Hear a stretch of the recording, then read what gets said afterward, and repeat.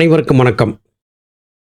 அன்பார்ந்த சகோதர சகோதரிகளுக்கு இந்த பதிவின் மூலமாக ஒரு வேண்டுகோளை விடுக்கிறேன். அத்தோடு ஒரு எச்சரிக்கையையும் விடுக்க வேண்டியது அவசியமாகிறது.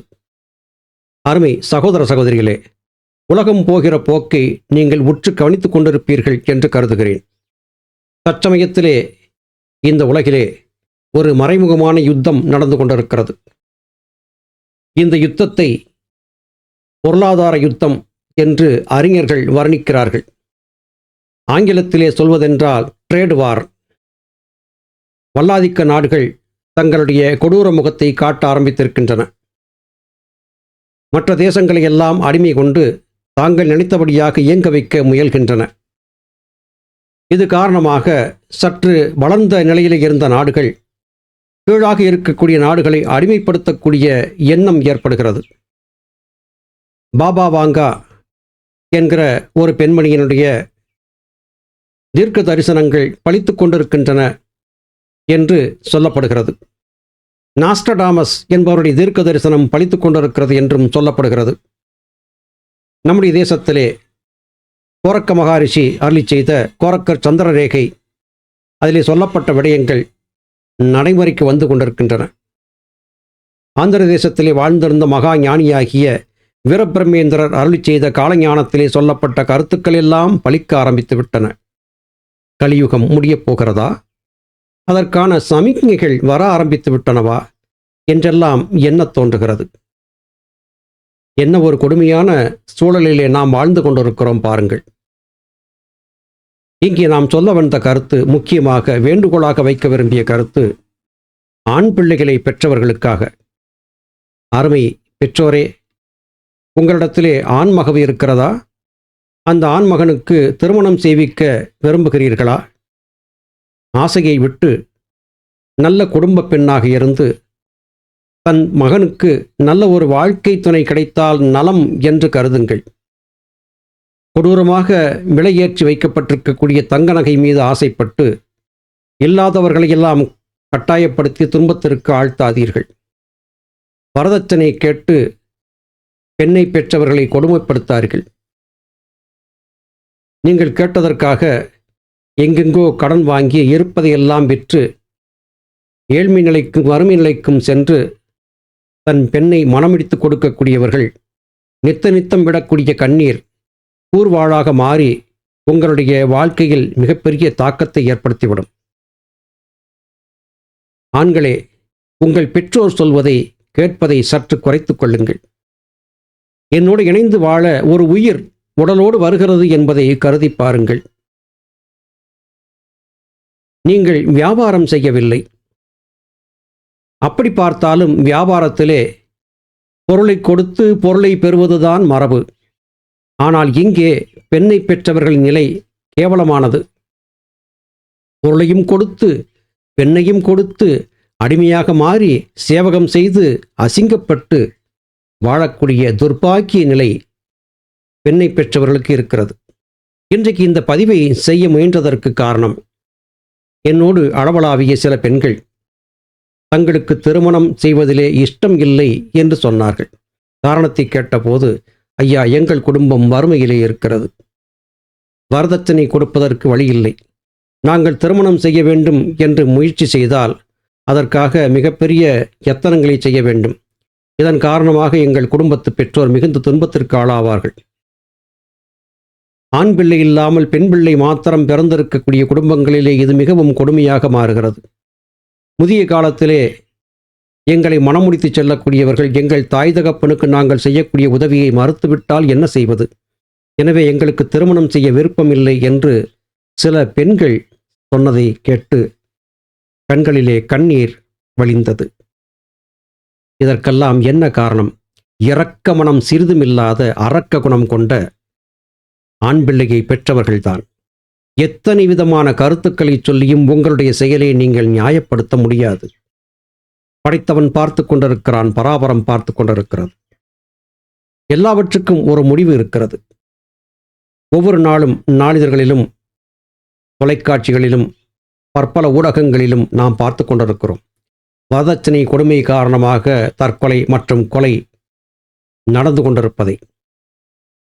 ஒரு பெண் தன் கழுத்திலே குறைந்தபட்சமாக ஒரு தங்க ஆபரணத்தை அணிந்து வெளியே நடமாட முடியாதபடியான நெருக்கடி ஏற்பட்டிருக்கிறது.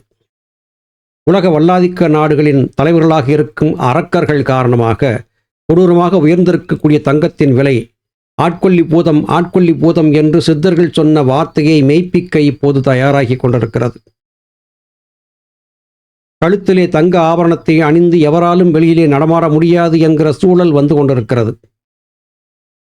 என் வீட்டிற்கு அருகே ஒரு பள்ளி ஆசிரியை, அவருடைய வீடு புகுந்து கள்வர்கள் பட்டப்பகலிலேயே 35 சவரன் நகையை களவாடி சென்று விட்டார்கள். இது நடந்து சற்றேறக்குறைய 2-3 ஆண்டுகள் ஆகிவிட்டன. இன்றளவும் ஒரு குண்டுமணி தங்கத்தை கூட அவர்களால் மீட்டு பெற முடியவில்லை. இது எதை குறிக்கிறது? ஒரு கால் அவர்கள் வீட்டிலே இருந்திருந்தால் அவர்களை கழுத்தை அறுத்து போட்டுவிட்டு தங்கத்தை களவாடி சென்றிருக்கவும் வாய்ப்பு இருக்கிறது. தங்கம் மஞ்சள் நிறமாக இருக்கும் ஒரு உலோகம். அதை தாண்டி அதனால் யாதொரு பயனும் இல்லை. தங்க நகைகளை அள்ளி அள்ளி உடலிலே அணிந்து கொண்டால் நோய் இல்லாமல் இருக்கலாமா? பசி இல்லாமல் இருக்கலாமா? உலகத்தை வசியம் செய்யலாமா? நாம் நினைத்த காரியமெல்லாம் சாதித்து கொண்டு விட முடியுமா? மரணத்தை வெல்ல முடியுமா? எந்த பயனும் இல்லாத மஞ்சள் நிற உலோகத்தின் மீது எதற்காக எத்தனை மோகம்? சரி, உங்களிடத்திற்குரிய பொருளை கொண்டு இந்த மஞ்சள் நிற உலோகத்தை வாங்கி வைத்துக் கொள்ள விரும்புகிறீர்கள். அது உங்கள் விருப்பம். எப்போது வேண்டுமானாலும் அதை கடையிலே கொடுத்து காசாக்கி கொண்டு விட முடியும் என்று கருதுகிறீர்கள். கேரள தேசத்திலே வயநாடு என்கிற ஒரு பகுதி, எண்ணற்றவர்கள் குடும்பமாக வாழ்ந்திருந்தார்கள். ஒரு நாள் இரவு பெய்த மழையிலே ஏற்பட்ட நிலச்சரிவிலே ஒரு கிராமமே மூழ்கி போய்விட்டது. இன்றளவும் எத்தனை பேர் இறந்தார்கள் என்பதை கணக்கிட்டு சொல்ல முடியாதபடியான நிலை. அவர்கள் நம்மைப் போல வாழ்ந்தவர்கள்தான். பொன்னும் பொருளும் போகமும் கொண்டு வாழ்ந்தவர்கள்தான். கண்ணிமைக்கும் நேரத்திலே காணாமல் போய்விட்டார்கள். இதையெல்லாம் பார்த்த பிறகும் நம்முடைய மனம் திருந்தி இருக்கிறதா என்றால் இல்லை. திரும்ப திரும்ப ஆசை காரணமாக பலரையும் துன்புறுத்தி கொண்டேதான் இருக்கிறோம். உங்களிடத்திலே நாம் வைக்கக்கூடிய வேண்டுதல் இதுதான். தயவு செய்து பிள்ளையை பெற்றவர்கள் வரதட்சணை கேட்காமல், பெற்றோரை காயப்படுத்தாமல் உங்கள் பிள்ளைக்கு ஒரு பெண்ணை பாருங்கள். அது காரணமாக உங்களுக்கு புண்ணியமும் கிடைக்கும். ஒரு பெண்ணுக்கு மனம் முடித்து வைத்தால் அது நிச்சயமாக ஒரு கோவில் கட்டி கும்பாபிஷேகம் செய்ததற்கு சமமானது என்று நம்முடைய முன்னோர்கள் சொல்லுகிறார்கள். இரக்கம் காட்டுங்கள். பிள்ளைகளை பெற்றவர்கள் பெண் வீட்டாரை கசக்கி பிழிந்து காசு பறிக்கும் காரியத்தை விட்டுவிடுங்கள். எதை சாதித்து விடப் போகிறீர்கள்? நிறைய நகை போட்டு பெண்ணை கட்டி வந்துவிட்டால் நீங்கள் அதிக காலம் வாழ்ந்து விடப் போகிறீர்களா? நோய் இல்லாமல் இருந்து விடப் போகிறீர்களா? எதை சாதிக்கப் போகிறீர்கள்? நம்மை சந்தித்த ஒருவர் பொன்னும் பொருளும் தேடுவதிலே மிகுந்த ஆர்வம் காட்டி தான் சம்பாதித்த பொன்னையும் பொருளையும் பற்றி பெருமையாக பேசினார். அவரிடத்திலே நாம் ஒன்றை கேட்டோம். உங்களிடத்திலே செல்வம் நிறைய சேர்ந்திருக்கிறது, நோய் இல்லாமல் இருக்கிறீர்களா என்று. ஏன், நோய் இருக்கத்தான் செய்கிறது, மருத்துவம் செய்கிறேன் என்று சொல்லுகிறார். உங்களுக்கு ஏன் அந்த நோய் வந்தது என்று தெரியுமா? அந்த நோய்க்கான சிகிச்சைக்கு காரணம் என்ன என்று தெரியுமா என்று கேட்டதற்கு, இல்லை, நான் பணம் சேர்த்து வைத்திருந்த காரணத்தால் தான் எனக்கு உடல்நல பாதிப்பு வந்தபோது உடனடியாக உயர்தர சிகிச்சை பெற்று என்னை குணப்படுத்திக் கொள்ள முடிந்தது என்று சொன்னார். நான் சிரித்துவிட்டு அவரிடத்திலே சொன்னேன், நீங்கள் சேர்த்து வைத்த இந்த தனத்தின் அளவை தகுந்தபடியாக உங்களுக்கு நோய் ஏற்படும். போதும் என்ற மனத்தோடு தர்ம காரியங்களை செய்து வாழ்ந்திருந்தால் உங்களுக்கு அந்த நோயே வந்திருக்காது என்று சொன்னேன். அதை அவர் ஏற்க மறுத்துவிட்டார். சேர்த்து வைக்கும் செல்வம் எதிர்காலத்திலே நோயுற்று போனால், வறுமை வந்தால் அந்த நேரத்திலே நமக்கு கை கொடுக்கும் என்கிற எண்ணத்தோடு சேர்த்து வைக்கிறார்கள். நான் சேர்த்து வைத்த செல்வம் எதிர்காலத்தில் எனக்கு நோய் வரும்போது பயன்படும் என்று சொல்லியபடி சேர்த்து வைத்தால் அந்த செல்வம் உங்களுடைய நோய்க்கான சிகிச்சை எடுப்பதற்குத்தான் செலவாகும். நான் சேர்த்த செல்வத்திலே ஒரு பகுதியை தான தர்மங்கள் செய்கிறேன், அதனால் பலருக்கு நன்மையான காரியத்தை செய்கிறேன் என்று எண்ணி செய்தால் உங்களுக்கு நோயும் வராது என்கிற கருத்தை அவருக்கு எடுத்துச் சொல்லி புரியப்படுத்த முயற்சித்தேன். ஆனால் பலன் ஏதும் கிடைக்கவில்லை. இப்போது நடந்து கொண்டிருப்பது உலக மகா யுத்தம். இது மேலும் மேலும் விருத்தி அடையத்தான் போகிறது. தெளிவான ஆராய்ச்சியை மேற்கொண்டிருக்கக்கூட உலகியல் சார்ந்த பொருளாதார நிபுணர்கள் இதை சொல்லி வருகிறார்கள். தங்கத்தின் விலை எப்போதெல்லாம் தாறுமாறாக உயர்கிறதோ அப்போதெல்லாம் உலக மகா யுத்தம் வரப்போகிறது என்பதற்கான அறிகுறி என்று சொல்லுகிறார்கள். பாபா வாங்கா என்கிற அந்த தீர்க்கதரிசி பெண்மணி, ட்ரம்ப் என்கிற பெயர் கொண்ட ஒருவர் உலக மகா யுத்தத்தை, 3வது உலக மகா யுத்தத்தை ஆரம்பித்து வைப்பார் என்று சொல்லியிருந்தார். முதன்முறையிலே அமெரிக்க அதிபராக இருந்த ட்ரம்ப் என்பவர் ஆட்சி செய்து கொண்டிருந்த போது இது நடக்கவில்லை.